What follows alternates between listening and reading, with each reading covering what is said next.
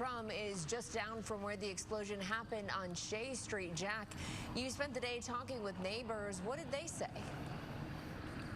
Yeah, Kaylee, this morning I knocked on about a dozen doors across 3 different streets, all within 1 mile of that explosion site. One of the things that I heard from multiple people is that this explosion this morning was one of the loudest things that they have ever heard. I was kind of about ready to get out of bed, give or take about 4:45, 4:50, and all of a sudden I heard this huge explosion. Like a fireworks times a million. I was scared to get out of bed to go see what it was. And I thought too, it's like, well, maybe I dreamt it, you know? And then I heard a second one about 2 to 3 minutes later. It's like, this is like out of a movie. Chris Ramsdell lives on Shea Street, just 0.2 of a mile from the Brent Industries facility. Couldn't kind of gauge where it was coming from.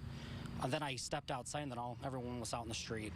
And so I did see the fire, and the flames were, hundreds of feet up in the air. When the sun came up, the impact could be seen and smelled. There's this faint plastic smell that's in the air. As it got later out, I had noticed in the lawn that there are fragments from when obviously the building had gone up in flames.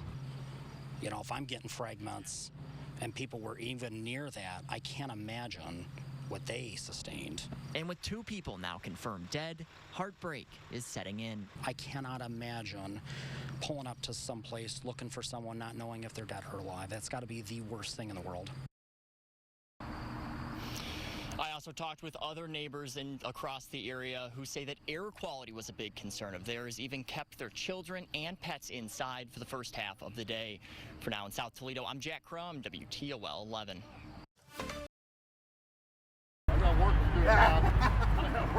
Sights, sounds, say it with me. Football season. We appreciate that. All right. As the Detroit Lions ramp up for the regular season, a familiar face is still running with the best. It's just awesome to be around and such a blessing. So it's really cool to be around such a good organization and have this opportunity. It's been 20 years since Bruce Gradkowski was under center for Toledo. Play action, Clark has it. The biggest lesson I always go back on from my career is focusing on what I can control. I can't control the players they bring in. I can't control how many reps I get in practice, but I can control my attitude, my effort, my preparation.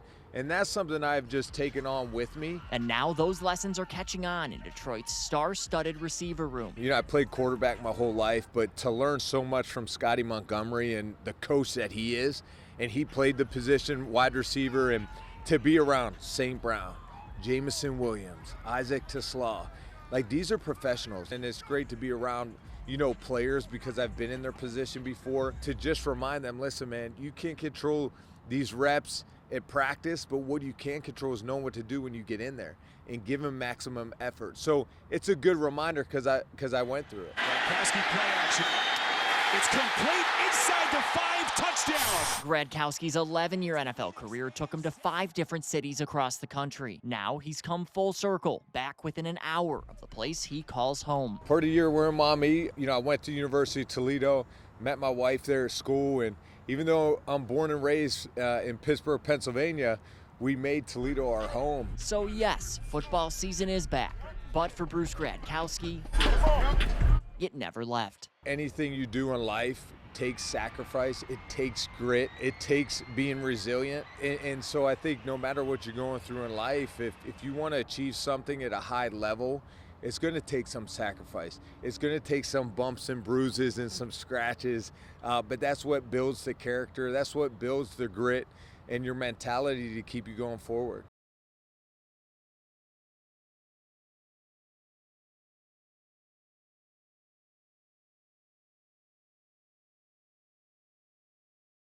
This is how I'm gonna make money for all the supplies and stuff. At 7 years old, Ezra Lehman might just be Ohio's youngest entrepreneur.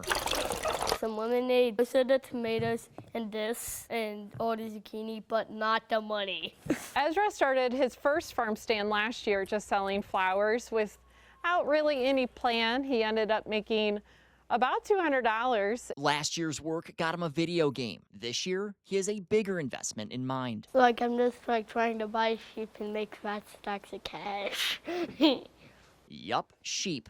Ezra wants to be a shepherd. The rams have like big horns like that. But this isn't just any sheep. Ezra has his heart set on a very specific type. Somehow we found this breed of sheep called Icelandic, and he just really got stuck on that. They're about $250 to $400 per sheep, and we're looking at getting 2 or 3. So as Ezra raises money for his future flock, he's also learning the responsibility that comes with it. First, we gave over all the goat chores to him. They're his sister's goats, but we have had him give them water every day and help put them away and take them out and do all the things that he needs to do to care for those. Now the goats are even more crazy for this stuff.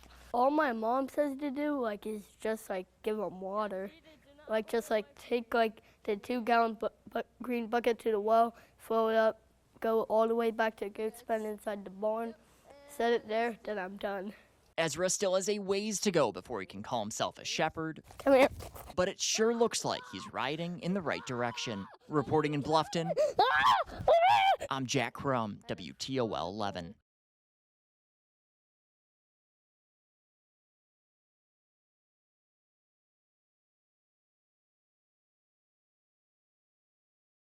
Normally, golfers come here to Chippewa Golf Club to stay out of the water. But so far this week, there's just no avoiding it.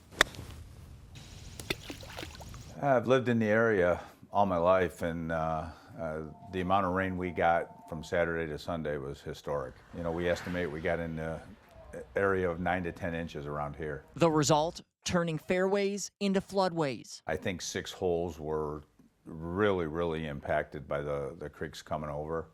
Obviously, there was standing water on the other ones. And since Sunday, blocking off the tee sheet. Due to the amount of rain and the flooding, the course will be closed today and tomorrow, Thursday, July 9th. People enjoy it. They love the course. It's in great shape. The superintendent's done a good job with the course, you know, and then now we got to close, you know, so there's a lot of culmination into the whole season, and then you get a setback like this for an entire week, and it's rather costly. The course has been closed since Sunday, and co-general manager Ed Blank says every missed tee time adds up. You know, you figure you have tee times from 7 o'clock in the morning all the way till 7 o'clock at night, and we do every 8 minutes. That's about close to 8 tee times an hour with 4 golfers, you know, so you're in a day, you're losing a substantial amount of money. Beyond daily foursomes, flooding is putting a damper on leagues, the range, and a special summer for the course. Your 100th year anniversary, you want to keep the course open because, you know, you build on that momentum when people come out here and play in the tournament, and,